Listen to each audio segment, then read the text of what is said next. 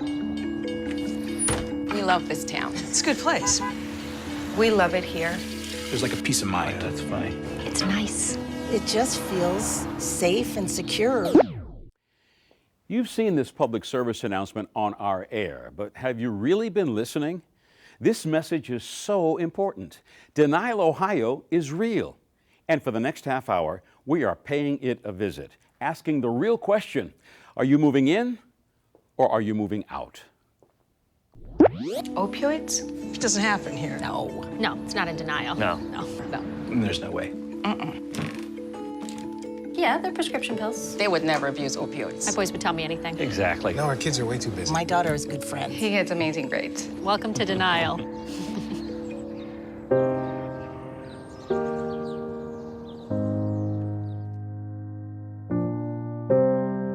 We're doing okay here. That's what living in denial, Ohio means to me. Kids as young as middle school, high school. This is not just a problem that affects adults. Ohio has a huge problem, and I was a part of that issue. I think there's a lot still that needs to be done. That people are afraid of prevention and afraid of treatment just because it's uncomfortable to talk about with a child. My name is David Siegel, and I'm a person in long-term recovery. And my message is simple: we do recover. You don't have to crawl on your hands and knees through life.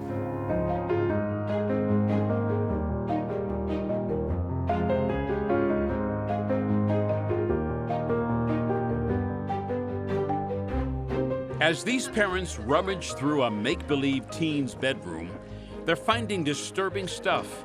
A beer can concealed by a fake soda sleeve. Usually just put like a skin over it. What appears to be a can of WD-40 has a false bottom. Drugs can easily be hidden here from mom and dad. Upper Arlington High School put together this demonstration so parents would know what to look for if they feel the need to search their kid's room. Police say never be afraid to do that. Parents, as the kids get older, they want to give them their space. They say, well, you know, I want to give them a little more privacy. I want to, you know, they're growing up. They haven't given me any reason to doubt them. So they just kind of tune out. And you can't do that. You can't do that at all nowadays. It's like living in denial. Kelly Sweeney on the left and Debbie Culp have children in the Upper Arlington district. They're on a mission to stay on top of every aspect of their kids' lives, including regular talks about the dangers of drugs. And those conversations are uncomfortable and they're awkward, especially when you have a 12-year-old son who's like, Mom. Actually, we're having a conversation last week, and I said to my son, I'm like, buddy, listen, I don't want to have this conversation with you either. It's just as uncomfortable for me as it is for you.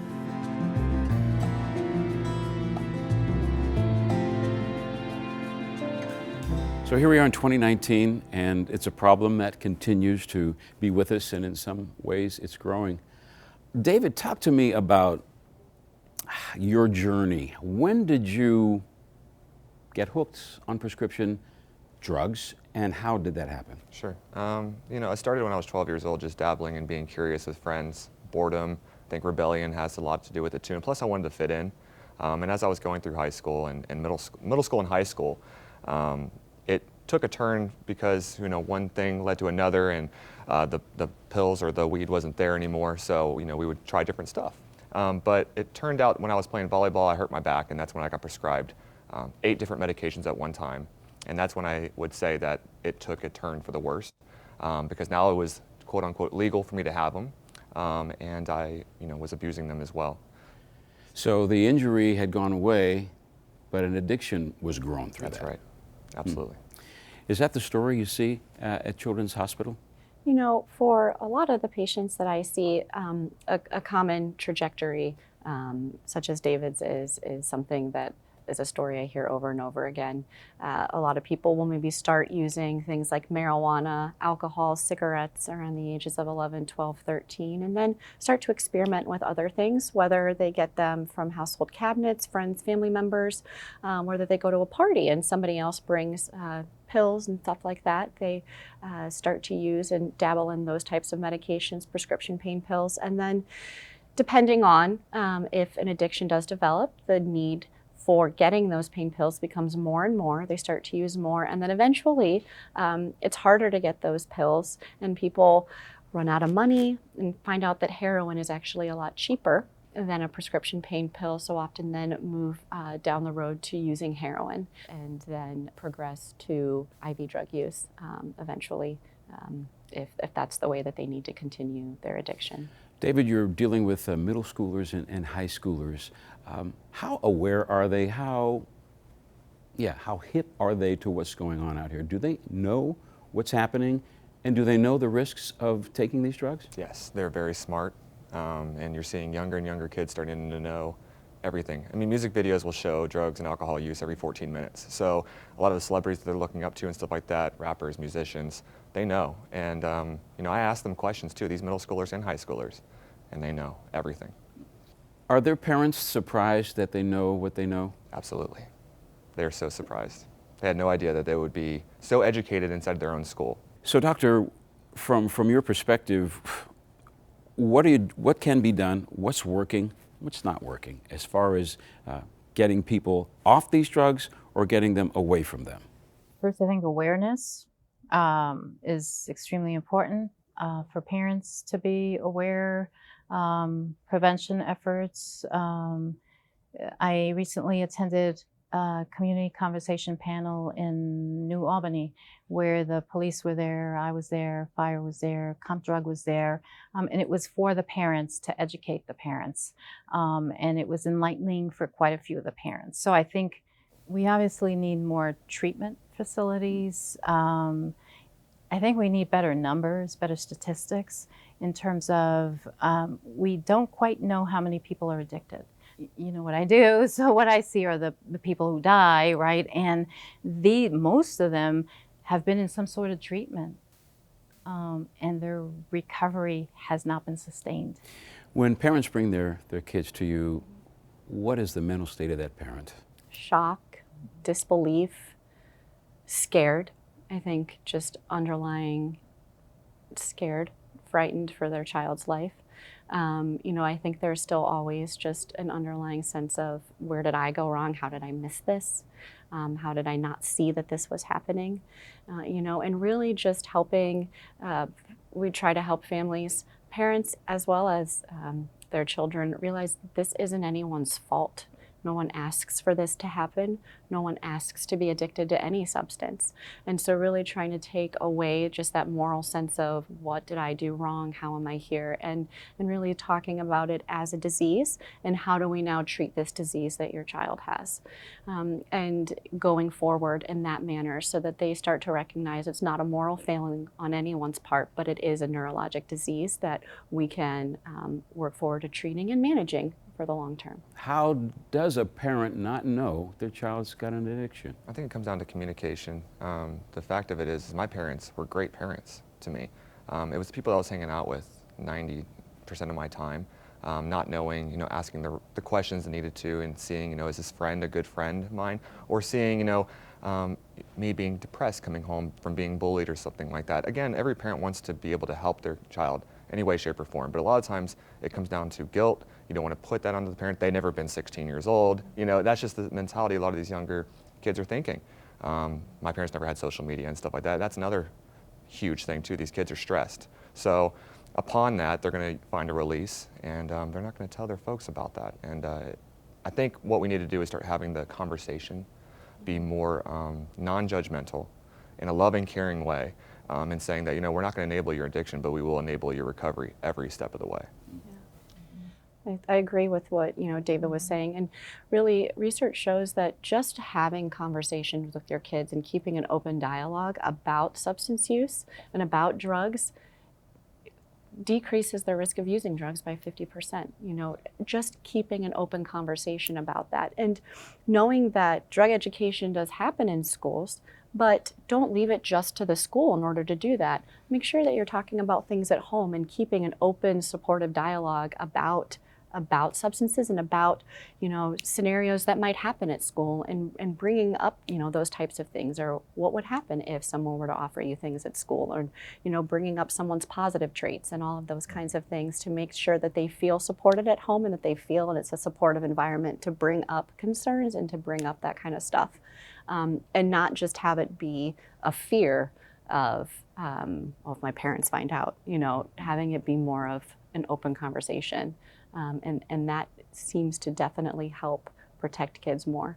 When a parent says to a child who's addicted, well, just stop, what are they missing in that statement? What don't they understand about their addiction? We know addiction is a medical disease, and it's just like telling their wife or their husband, stop having high blood pressure or stop having diabetes. You can't just stop.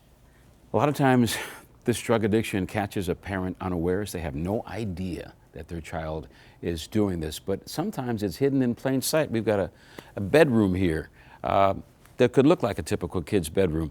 Where should parents be looking in this room if they think there's something up with their kid? Any crevice, corner that you can think of. I would look under mattresses, you gotta look under rugs, you gotta look in the areas that can twist off and put little things in where the holes are at in bedposts. So check every corner, crevice, underneath things, in between corners, you name it, look for it. Even in vents too. Yeah, my investigators have seen it in the outlets. Behind the outlets, you unscrew the outlet and it's back there. And found a stash there, huh? As we wrap up here, any final thoughts? What's top of mind for you as you go back out into your profession every day and deal with this? What's on your mind these days? For me, it's specifically, I just want people to know that we do recover and that there is hope, and that Ohio is on the forefront of trying to really clean this up and to fix everything that's going on. And adding more aftercare programs and rehabs are vital to to our recovery. But to have people know and tell people, hey, we do recover. We can get over this. You don't have to be crawling on your hands and knees through life because you're addicted to drugs, and it's nothing to be shameful about. I've been there. I've walked in those shoes, and for me, I want people to know that, and for families to know too that there's hope. Moms and dads out there, you're not alone. And from a treatment standpoint, definitely, seconding his statement of there is hope. There is hope. People do recover. People do recover, and they go on to lead productive, successful lives. So that does happen. We hear a lot of times about the overdoses and about the increase and all of the negative things that are happening, but there are many people who do go on to recover. I think also when thinking about things from a prevention standpoint, it's important to know that we can't wipe out using opioids. There are people who do need those medications for pain control. I think it's important, though, if you have a child who's getting these medications prescribed, talking to the prescriber about, is there another form of pain medicine we can use? If not, what's the shortest amount of time that we can be on this, and how do we transition off of it into other medications like ibuprofen or Tylenol? If those medicines are needed, making sure that they are secured in a locked box in the house, not left in the household cabinet where anyone can go in and get it. Making sure they're being monitored so that the parent is counting how many pills are in there so that they'll able to see, is anything missing? Knowing how to transition off of that medication to something like ibuprofen or Tylenol for pain control so they're not having to stay on that opioid for a long time, as well as knowing where to take that medicine to dispose of it, to get it out of the house, to get it out of anybody who might want to take it for recreational use. One of the things that I find when looking at records of the people who die of overdoses is many of them did start as early as 16, 15, 14, 13, 12. And so therefore it's just so important that family unit, whatever it is, whether it be a single parent, two parents, a grandparent and a mother, grandparent and a father, family unit needs to communicate. And then lastly, recovery is just so important. And getting that information out there that there are sober living facilities out here that you can look for. There are peer supporters out here that will go with you hand in hand in your journey into recovery, and that's their That's what they're there for, is to help you through your recovery and to make it more successful. So there are some supports out there for you if you do have an addiction. Oh, great. Thank you all for being with us today. Of course, Thank you. Thank you. What does living in Denial, Ohio mean to me? We have parents and employers and folks all over the country living in that state of denial. I wasn't probably as informed as I should have been. We know how to help people, but we have too much stigma still.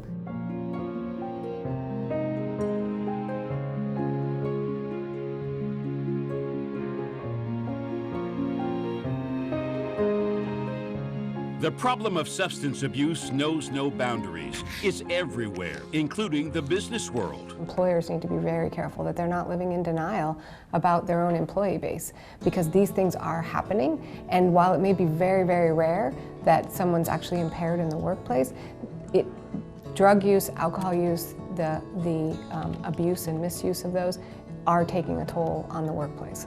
Nationwide Insurance developed a program back in the 90s to help employees dealing with substance abuse problems. The company says addiction should be looked upon as a disease, not a character flaw. Anyone becomes overwhelmed with stress, financial stress, personal stress, and they can cope in unhealthy ways. So it can happen to anybody. We just want to make sure we're there with our resources to help them.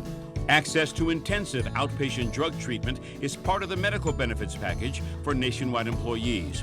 In some cases, workers can stay on the job while getting the treatment that takes place outside of working hours. We hope that when they start to recognize those triggers again and things kind of going back down to that destructive path, that they'll use the resources that we initially set them up with. That's what we hope. Random drug testing and 2 years of aftercare are also part of the package. Nationwide says about 60% of those who complete the program stay clean into the second year. Taking that person when they're really in need of help and holding their hand all the way through until they can be successful. We've been talking about drugs in the home, particularly teenagers, adolescents, and families finding out about that. But the workplace is also a problem, and tell me how you've been addressing the issue of opioids, alcohol abuse in the workplace. Well, we've really been focusing on education and awareness and intervention, and education of our leaders to recognize when someone may be in crisis or impaired. It doesn't happen very frequently. People don't generally use in the workplace till everything else has kind of fallen apart. It's one of those last places.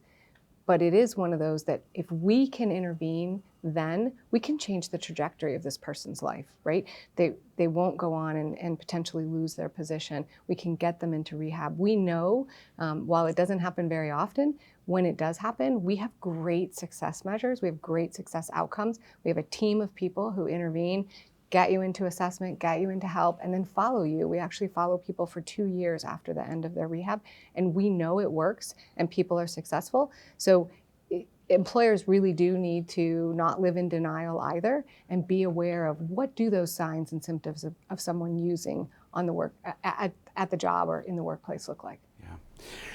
There's a lot of information out. A lot of people are talking about this problem, but it's still there's a stigma attached to it. Some people are just embarrassed, or they have fear, particularly talking to their employers about that.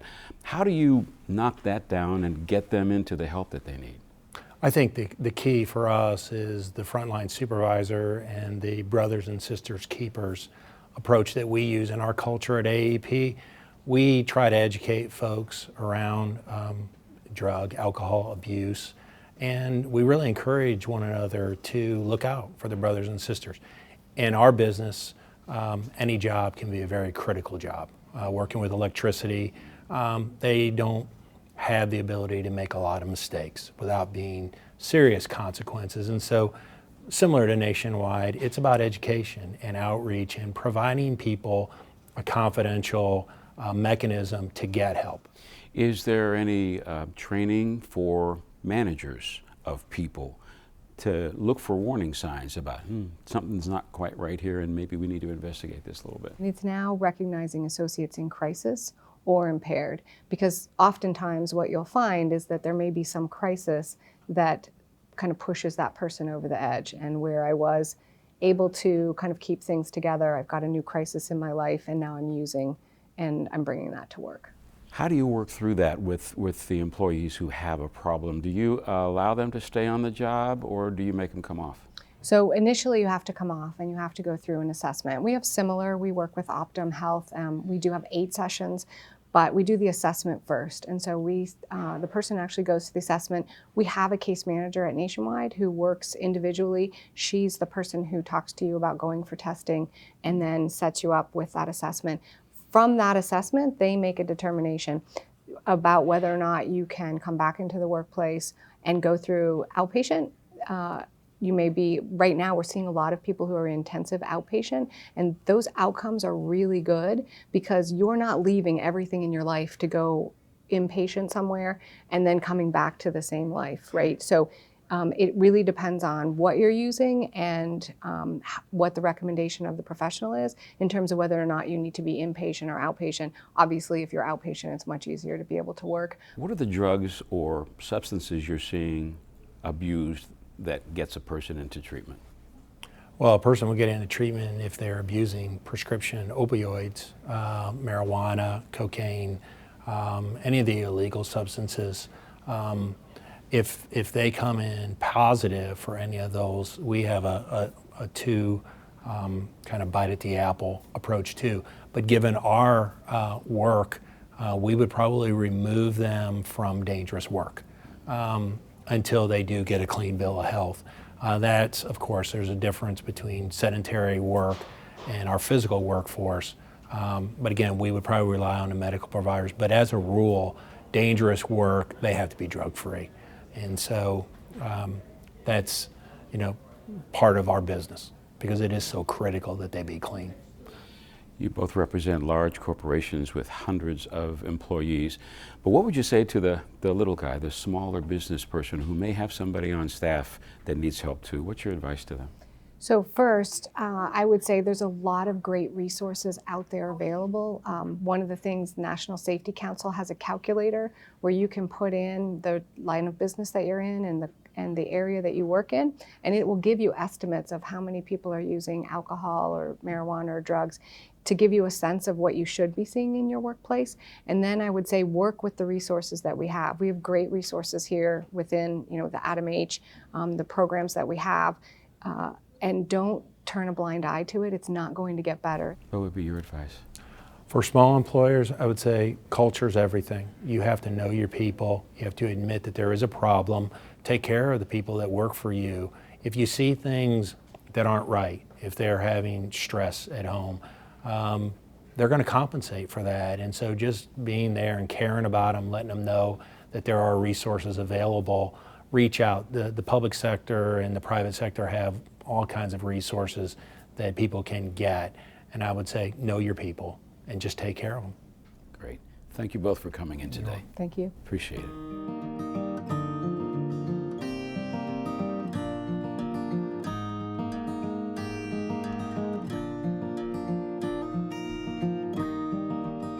He just seemed about a half a beat behind. He just didn't seem like himself. A lot of our focus needs to be on preventing future addictions. I needed to find a way to keep other people from going through what our family went through. So here we are on a full-blown opiate epidemic in this country. Yes. And yet there are people who don't want to talk about it. They don't want to think about it. Why the reluctance still? Because people think that it's a choice that someone made. They made a really bad choice. It's those people. They've attached a stigma to both alcoholism and drug addiction. And they both, addiction is a disease. When my son had addiction, people just looked down on him. And it's something that he was very ashamed of at that point in time, because he died in 2015. So that was kind of toward the beginning of all this. And he was made to feel that he was a lesser person because of it. What was your reaction when Sean told you that he was addicted? Oh, he never told me. I noticed that he was maybe half a step behind, half a beat behind. I knew something wasn't quite right, but I couldn't put my finger on what it was. Part of the disease is that they become very good at lying and manipulating, and they cover their tracks. They always have an excuse. And so he always had a reason, but it kept getting a little bit worse. Was it an injury, or how did he end up getting hooked? He hurt himself during finals week, his junior year of college, doing a dumb thing that he wasn't supposed to do, that his mom told him not to do, that he'd get hurt. So he didn't want me to know. So he didn't go to the ER, didn't go to the emergency room, didn't go to urgent care.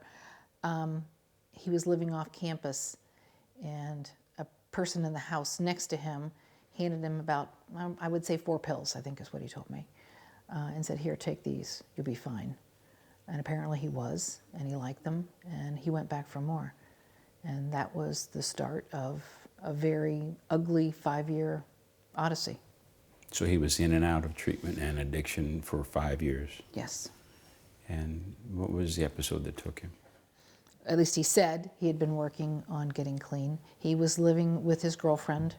They had kind of a toxic relationship, and he'd asked me if he could move back in with me, and I had agreed. He moved half his things in. I'm going to go back. I'm going to spend one last night with her. And then the police knocked on my door at 4 in the morning to let me know that he had died of a drug overdose. Up until then, he had been clean? Well, you don't know. I don't know. Yeah. He'd said he was working hard on being clean. Mm. When you talk to other parents about it, what's their reaction to you? Are they resistant, or are they accepting, or is it a revelation for them? I had been very open about Sean's disease of addiction while he was going through it. But I remember when it first happened, I was a little reluctant when he first became addicted, because people, there's a stigma, and people kind of look down, and I just told Sean, if you don't talk about something, it can never get better. You have to talk about it. You have to bring it out in the open. Did you ever feel at some point you failed? Oh yeah. Did you? You look and say, what did I do wrong? Mm-hmm. How did I let this happen? How did I not know it was happening? How could I, as a mother, you always want to make things better. You always want to fix things. What do you think is the biggest danger of people living in denial? Oh boy, that's a loaded one. The fact that they aren't aware of what's right under their nose. I mean, when someone is suffering from addiction, we all suffer. I mean, it affects the whole community. So we all have to look out for each other. We all have to try to help each other. It affects the community not only in the fact that we're losing people, dying of the disease of addiction, but it's going to cost us a lot of money. Financially, it's hurting us, and I think we all have to pull together and to try to find a way to stop this process. We making some progress, you think? We're making people aware. I think education is key. We need a lot more education. So I think it is getting better. So far, there is no cure for addiction. And I don't know. I haven't found a way to successfully treat addiction that helps everyone. It seems to be an individual thing. So I think one of our best bets is to try to create fewer future addicts. Dr. Parsons, thank you so much You're welcome. for talking to us today. You're welcome.